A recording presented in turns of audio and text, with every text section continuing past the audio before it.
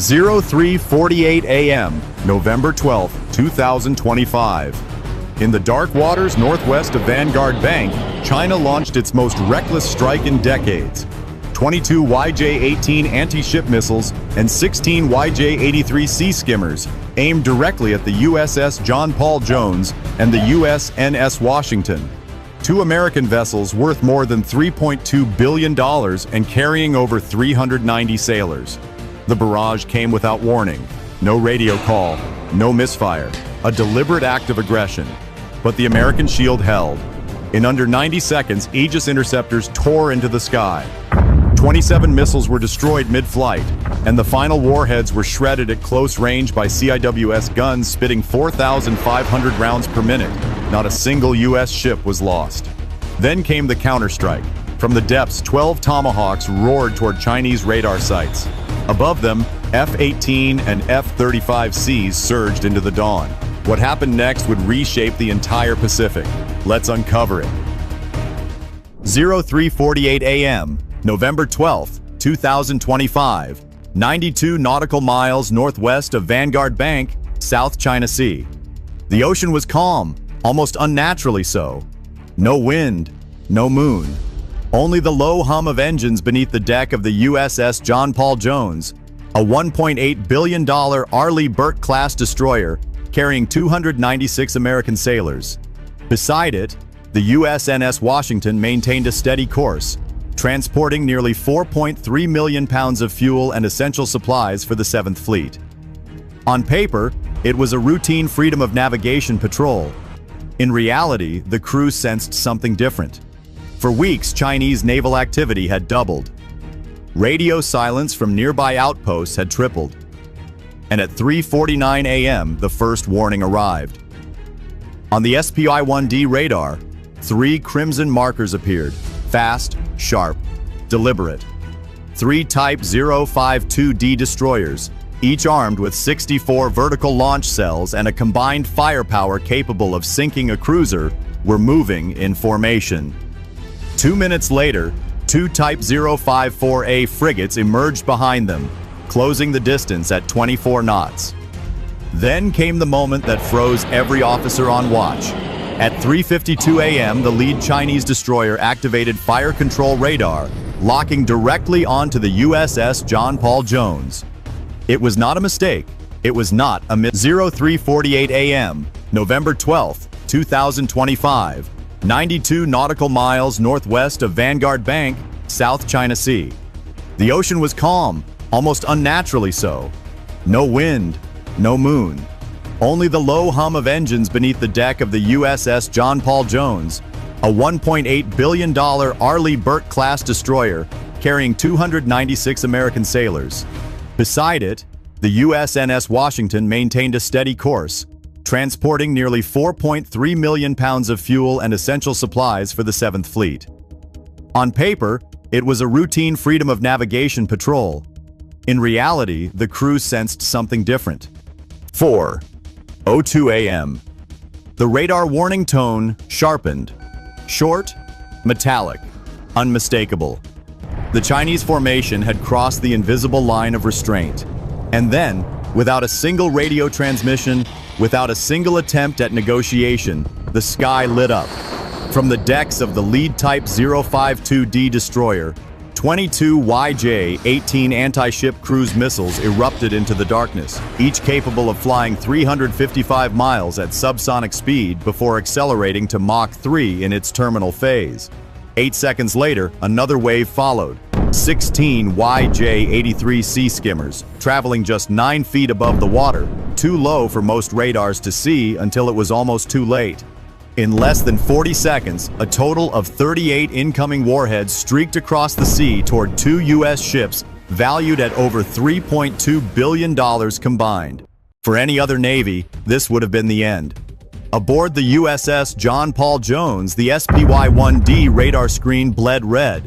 Dozens of threat vectors, dozens of impact predictions, each only minutes away. Yet the crew did not flinch. In 11 seconds, Aegis Baseline 9 locked onto all 38 targets simultaneously, a feat only 3 navies on Earth could attempt, and only one could do reliably. The order came from Combat Information Center. Engage all inbound. Vertical launch cells opened with a thunderous hiss. 14 SM-2 missiles fired first, climbing to meet the higher YJ-18s. 8 SM-6 interceptors followed, designed to hunt the fastest threats. Their engines roared past Mach 3.5, leaving spirals of white fire in the pre-dawn sky. Below that altitude, the last line of defense armed itself. ESSM launchers rotated, RAM interceptors primed. 2 CIW's gun mounts spun to life at 4,500 rounds per minute, ready to build a wall of tungsten around the ship. The South China Sea had become a battlefield of streaking metal and rising fire, and the first missiles were now less than 4 minutes away. 4:19 a.m. The first wave of Chinese missiles had been met with fire and steel. In just 86 seconds, the USS John Paul Jones intercepted 27 inbound warheads, shredding them into spiraling flames above the black water. The CIWS guns spat 6,000 tungsten rounds, carving the night with white-hot arcs. But the battle was far from over. Through the smoke trails and exploding fragments, 3 YJ-18s survived the upper intercept layer. They plunged into terminal attack mode, diving to sea-skimming altitude and accelerating toward Mach 3, their signatures merging with the waves. Even the best radar struggled to keep them pinned. For a moment, the impossible seemed possible. One hit could tear open the hull, flood compartments, and claim dozens of American lives. Inside CIC, voices tightened. The air smelled of metal and burnt ozone. The clock ticked like a detonator. At 4:21 a.m., the last defensive wall activated. ESSM Block 2 interceptors shot out like spears. RIM 116 RAM missiles streaked from their launch rails at Mach 2.5. A wall of tungsten erupted once more as CIWS guns rotated, spewing a final curtain of fire. One YJ-18 disintegrated mid-turn, vaporized by a direct RAM impact. Another was torn apart by CIWS fire at 1,900 yards, so close the shockwave rattled every bulkhead on the ship. But the final missile slipped through, weaving unpredictably, dipping so low the radar lost it for nearly 4 full seconds. An eternity in naval warfare. When it appeared again, it was less than 11 seconds from impact. Then the ocean erupted. A proximity ESSM round detonated directly beside it, the blast flipping the missile into the sea. A geyser of water rose 70 feet into the air, raining down on the deck like cold ash. Silence lasted only 2 breaths. At 4:23 a.m., a new encrypted transmission arrived from 7th Fleet Command in Yokosuka. Red letters flashed across the CIC display. Prepare for authorized counterstrike, Level 3. Every officer froze. This was the message the U.S. Navy only delivered when an attack was confirmed as intentional, coordinated, and capable of escalating into regional conflict. Level 3 counterstrike authority meant Tomahawks, strike fighters, and submarine assets were now on the table. Miles away, USS North Carolina, a Virginia-class submarine, received the same code. Its crew moved silently, loading 12 Tomahawk Block 5 missiles into launch tubes. On their screens, new targets appeared. A Chinese over-the-horizon radar node on Hainan, a naval command relay station on Fulum, the lead type 052D, the one that had fired first. Above the surface, the Z-20 helicopter tightened its circle, shadowing the American destroyer at 140 knots, a sign that China expected a response. The battle had entered its second phase, and this time, the United States would decide the next move. 4:33 a.m., the counterstrike authority had been issued. Level 3, the point of no return, and the United States did not hesitate. Deep beneath the South China Sea, USS North Carolina shifted to attack posture. At 4:34 a.m., its ballast tanks adjusted, the submarine angled upward, and 12 Tomahawk Block 5 cruise missiles armed themselves with 1,000-pound high-explosive warheads, each capable of leveling a reinforced command bunker. The countdown reached 0. The ocean surface tore open. One after another, 12 Tomahawks burst out of the waves at 550 miles per hour, climbing into stable flight paths before turning east toward Hainan and south toward Fulum Island. Their combined strike value, over $19 million in precision armament, launched in under 18 seconds. At the same moment, the sky above the horizon lit up with new American firepower. From USS Carl Vinson, positioned 310 nautical miles to the northeast, a 4-ship strike package accelerated toward the combat zone. 2 FA-18E Super Hornets, each carrying 8 AIM-120D and 4 AGM-154J SAO glide bombs. 2 F-35C Lightning IIs, fully stealth, fully armed, flying low to stay invisible to Chinese radar. Their mission was clear: neutralize the Chinese ships still capable of firing.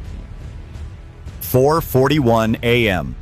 The first Tomahawks reached their mid-course point, receiving updated targeting data from a P-8A Poseidon patrolling 22,000 feet above the sea. The missile stream split, 8 locked onto the Type 052Ds, 4 toward land-based radar. Chinese ships panicked. The lead 052D attempted to activate its HHQ-9 long-range interceptors, but it was already too late. 4:44 a.m. Super Hornets released their JSOW glide bombs from 39,000 feet. Each weapon silently coasted more than 55 miles invisible to radar, then dropped onto the rear destroyer's deck, detonating with enough force to peel open its superstructure. Flames shot 140 feet into the air.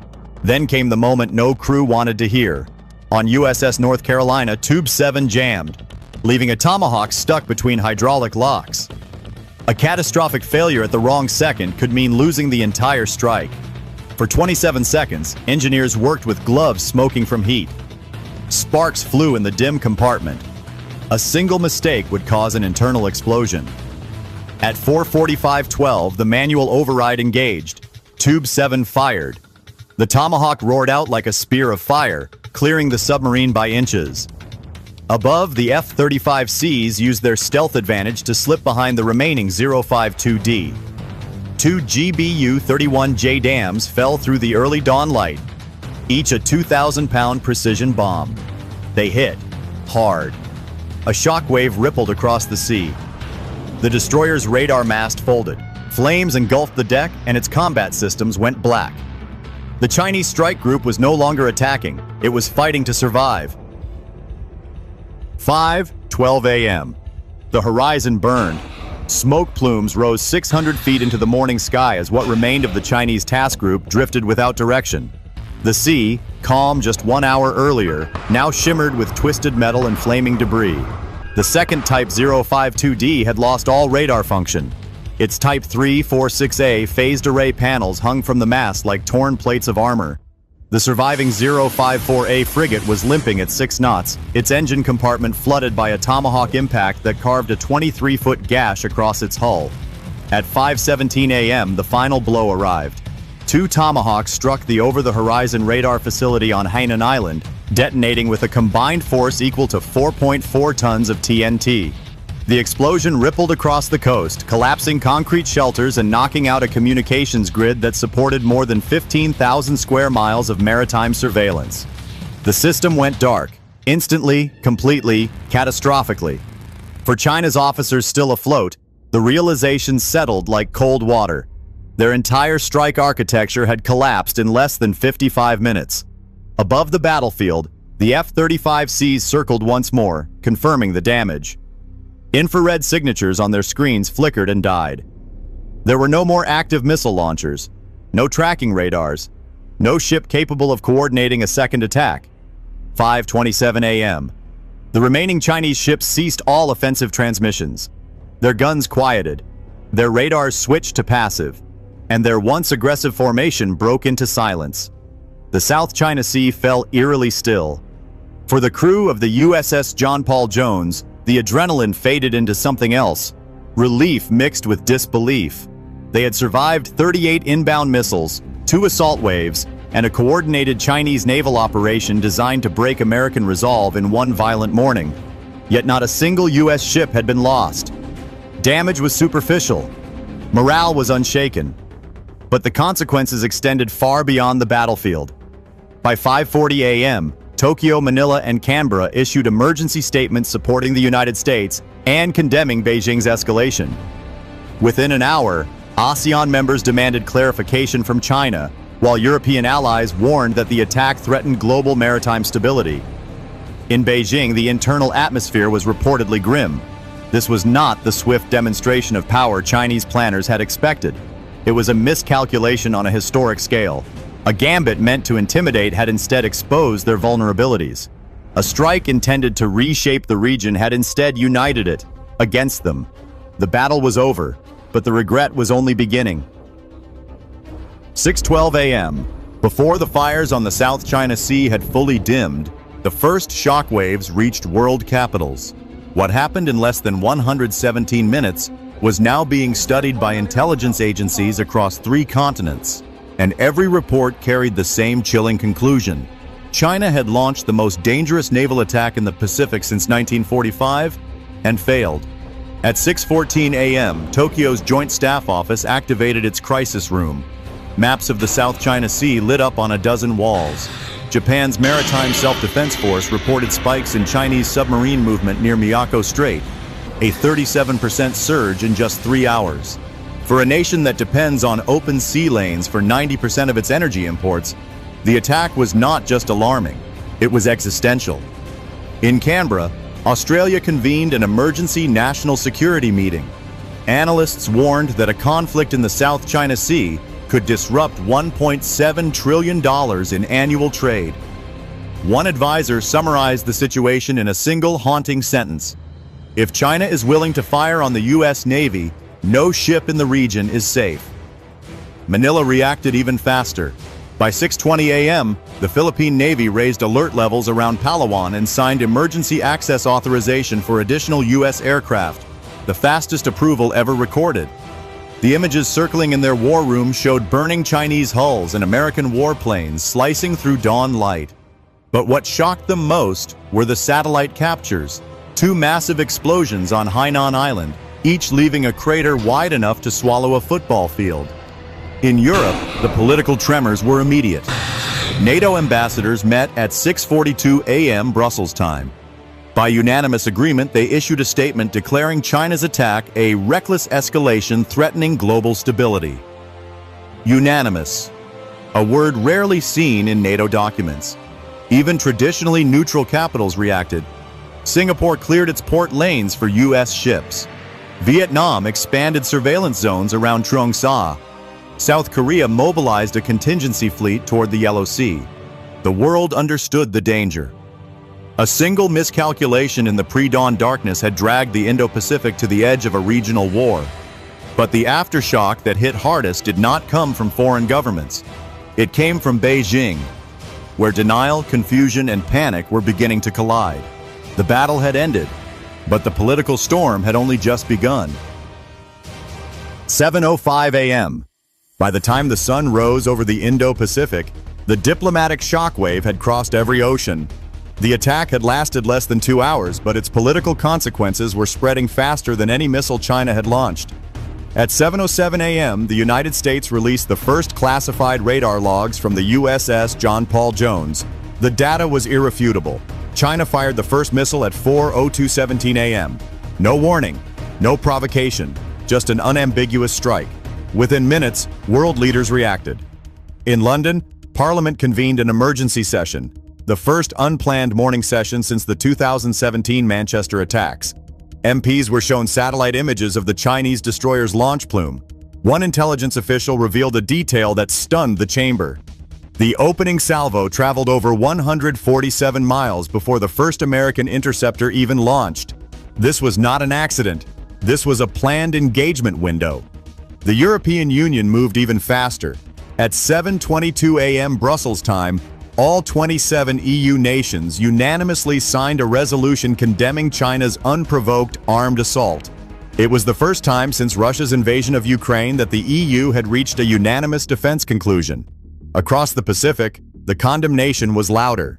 In Manila, the Philippine Senate cited Article 4 of the Mutual Defense Treaty, an action taken only twice since 1951. Japan publicly declared China's attack a direct threat to every democracy that depends on open oceans. Australia demanded an emergency UN Security Council meeting, even knowing Beijing would veto every line. But the pressure didn't stop there. By 7:33 a.m., More than 18 countries, including Canada, South Korea, Singapore, and France, issued synchronized statements accusing China of destabilizing a region responsible for 40% of global shipping and $3.5 trillion in annual trade. Global markets reacted violently. Oil prices spiked 11% in under 30 minutes. Stock exchanges in Tokyo and Seoul went into automatic circuit breakers. Shipping companies rerouted over 1,200 vessels away from the South China Sea, instantly increasing global transit times by days. China attempted damage control, claiming the attack was a defensive reaction. But the world had already seen the truth. The evidence was public. The radar logs were clear. The infrared signatures didn't lie. For the first time in decades, nations that rarely agreed on anything, democracies, monarchies, even neutral states, found themselves aligned on a single message. China had crossed a line, and the world would not ignore it. What happened next would shake Washington, Beijing, and the entire Pacific theater. The political reckoning had arrived. 8:02 a.m. Inside the West Wing, the Situation Room was already full. Security monitors glowed in the dim light, each screen replaying the classified footage that now circled the highest levels of government. Chinese launch plumes, missile trajectories, and the violent counterstrike that shattered Beijing's southern shield. No one in the room spoke at first. They didn't need to. The images said everything. At 8:04 a.m., the National Security Advisor delivered the number that electrified the room. 38 missiles fired at U.S. naval forces. Zero warning, zero communication. This is an act of war under every international definition. A silence followed, heavy, cold. Then the president gave the order no administration had issued in nearly 2 decades. Assemble the National Security Council, every agency chief in their seat within 20 minutes. By 8:30 a.m., Washington was awake and furious. The director of naval intelligence laid out a timeline showing China's pre-planned engagement window. He detailed the launch sequence: 22 YJ-18 missiles at 4:02 a.m., 16 YJ-83 missiles at 4:10 a.m., coordinated radar locks from 3052D destroyers, a simultaneous Z-20 surveillance flight. The final assessment made the room shift. This was not an impulsive confrontation. It was a coordinated, multi-platform strike requiring at least 72 hours of preparation. Congress reacted in minutes. At 8:41 a.m., bipartisan leadership held a joint press briefing, a rarity in modern politics.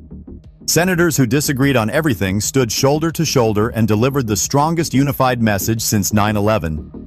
An attack on American sailors is an attack on the nation.